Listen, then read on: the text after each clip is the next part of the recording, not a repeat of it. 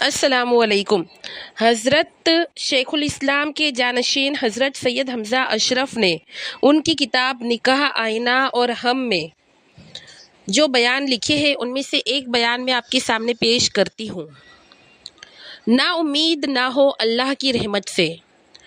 ممکن ہے آپ نے میری یہ جو ویڈیو ہے وہ غموں کے پہاڑ تلے ڈوب کر دیکھنے کی سوچی ہو، یا شاید آپ اسے ایک نئے سفر کے آغاز پر امید کے ساتھ تھامے ہوئے ہو، یا ایک اچھی جگہ پر ہوتے ہوئے اسے بہتر بنانے کی کوشش میں ہو۔ بہرکیف آپ کی حالت جیسی بھی ہو، یہ پہلے چند الفاظ آپ کے لیے ہے۔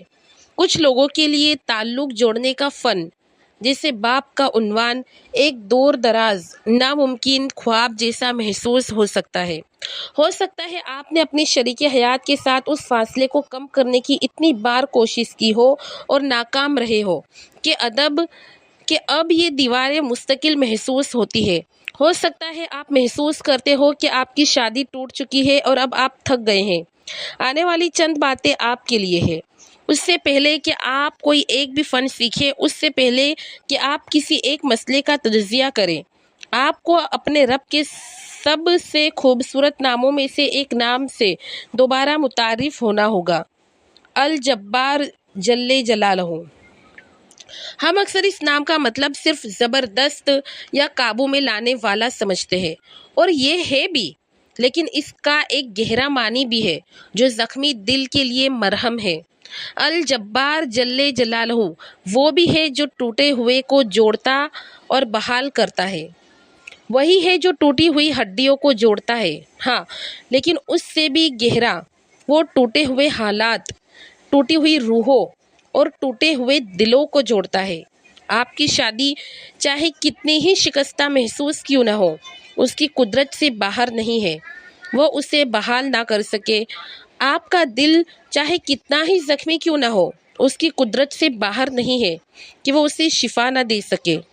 جنگ احد کے تباہ کن معرکہ کے بعد حضور صلی اللہ علیہ وسلم کے صحابہ کرام کی حالت کے بارے میں سوچئے۔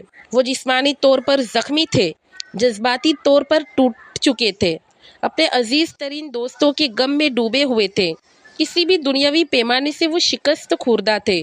پھر بھی اگلے ہی دن حضور صلی اللہ علیہ وسلم نے انہیں شکستہ آدمیوں کو اٹھایا اور دشمن کا تعاقب کرنے کے لیے جمع کیا۔ ان کا رد عمل یہ نہیں تھا کہ اپنی شکست پر مایوس ہو جائیں، بلکہ اللہ جل جلالہ کے منصوبے پر فوری امید بھرے توکل کے ساتھ دوبارہ اٹھ کھڑے ہونا تھا۔ یہ اس دل کے لیے سنت ہے جو ایک معرکے سے گزرا ہو، اور ایک مشکل شادی دردناک معرکوں کے سلسلے کے سوا کیا ہے۔ سنت یہ نہیں ہے کہ ملبے کے ڈھیر پر بیٹھ کر جو کھو گیا ہے اس پر ماتم کیا جائے۔ سنت یہ ہے کہ اگلے دن اٹھے، الجبار جل جلالہ کی طرف رجوع کرے اور دوبارہ کوشش میں لگ جائے۔ اگر آپ کا دل بوجھل ہے تو اس کی وجہ ایک روحانی کمی ہو سکتی ہے جسے ہم مایوسی سے تعبیر کریں گے۔ یہ صرف اداسی نہیں ہے، یہ وہ خاموش رینگتا ہوا نفسی تصور ہے کہ آپ کی شادی، آپ کی صورتحال، گویا یہ ایسی ٹوٹی ہوئی چیز ہے جس کے جڑنے کی امید دل سے اٹھ گئی ہو۔ یہ شیطان کی طرف سے ایک خطرناک سرگوشی ہے، کیونکہ یہ الجبار جل جلالہ یعنی ٹوٹی چیزوں کے جوڑنے والے کی قدرت پر ایک حد لگانے کی کوشش کرتی ہے۔ یہ کمی اکثر ہماری ماضی کی غلطیوں کے سایوں سے اور گھنی ہو جاتی ہے۔ کیا آپ نے کبھی خود کو اپنے بدترین لمحات کو دہراتے ہوئے پایا ہے؟ آپ کے اپنے سخت الفاظ، آپ کے غصے یا غفلت کے لمحات، کیا یہ شیطان اور آپ کا اپنا نفس مل کر کام کر رہے ہیں؟ آپ کے اپنے ذہن میں ایک مدعی کا کردار ادا کر رہے ہیں جو کہ آپ کو اس شخصیت میں باندھ دینا چاہتے ہیں جو آپ کل تھے، تاکہ آپ وہ شخص بننے کے لائق محسوس نہ کریں جو آپ کل بن سکتے ہیں۔ حقیقت یہ ہے کہ اللہ جل جلالہ کی رحمت کا پیمانہ آپ کی سب سے بڑی غلطی کے پیمانے سے بھی بڑا ہے۔ ایک خالص توبے کی طاقت صرف ایک سوراخ میں پیوند نہیں لگاتی، یہ آپ کو ایک نئی شروعات دیتی ہے۔ یہ ویڈیو اس شخص کے لیے ہے جو اپنے حال میں کوشش کر کے مستقبل میں خود کو بہتر سے بہترین بنانے کی لگن رکھتا ہے، وہ شخص جو آپ بننے کا انتخاب ابھی اسی لمحے کر رہے ہیں۔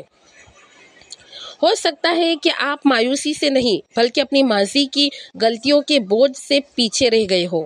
آپ کے اپنے سخت الفاظ، آپ کا اپنا غصہ، آپ کی اپنی غفلت۔ شیطان سرگوشی کرے گا کہ اب بہت دیر ہو چکی ہے، کافی نقصان ہو چکا ہے، کہ آپ ایک پرسکون گھر کے لائق نہیں ہیں۔ یہ بھی ایک جھوٹ ہے۔ حضور صلی اللہ علیہ وسلم نے ہمیں ایک ایسی کنجی دی ہے جو ماضی کے ہر بند دروازے کو کھول دیتی ہے۔ آپ صلی اللہ علیہ وسلم نے فرمایا، گناہ سے توبہ کرنے والا ایسا ہے جیسے اس نے کوئی گناہ کیا ہی نہ ہو۔ اس فرمان کی طاقت پر غور کریں۔ ایک سچی توبہ، ندامت سے بھرے دل اور بدلنے کے وعدے کے ساتھ اللہ جل جلالہ کی طرف لوٹنے کا ایک لمحہ صرف آپ کی غلطیوں پر پیوند نہیں لگاتا، یہ انہیں مٹا دیتا ہے۔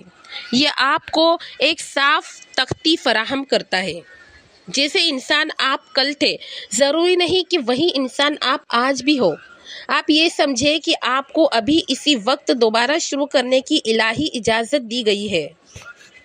لہٰذا جب آپ یہ ویڈیو شروع کریں نا تو ایک نئے دل کے ساتھ کریں، جو میں آپ کو پارٹ 1، 2، 3 کے ساتھ بتاؤں گی، اور یہ اس ویڈیو کا پارٹ 1 ہے۔ جب آپ آگے آنے والے جو واقعات سنیں گے، قصے سنیں گے، تو آپ ہمارے حضور صلی اللہ علیہ وسلم کے کامل کردار سے روبرو ہوں گے۔ شیطان سرگوشی کرے گا، یہ تو اولیاء کے لیے ہے، تمہارے لیے نہیں، ایسا آپ کے ذہن میں آئے گا۔ تو سب سے پہلے آپ کو اس سرگوشی کو رد کرنا ہوگا۔ مقصد راتوں رات کاملیت حاصل کرنا نہیں، بلکہ صحیح سمت میں ایک خالص اور مکمل انسان بننے کی کوشش کرنا ہے۔ یاد رہے، اللہ جل جلالہ ہمارا فیصلہ ہماری آخری منزل سے نہیں بلکہ اس سمت سے کرتا ہے جس میں ہم چل رہے تھے۔ اور ہاں، یہ جو ویڈیوز ہے وہ ایک ٹوٹی ہوئی مشین کو ٹھیک کرنے کی بے چینی سے نہ سنیں، بلکہ ایک پیاسے پودے کو پانی دینے کی خاموش امید کے ساتھ سنیں۔ الجبار جل جلالہ ٹوٹی چیزوں کے جوڑنے والے کی مدد سے نئی زندگی ہمیشہ ممکن ہے۔ آگے کے دلچسپ واقعات کے لیے نیکسٹ ویڈیو ضرور سنیں۔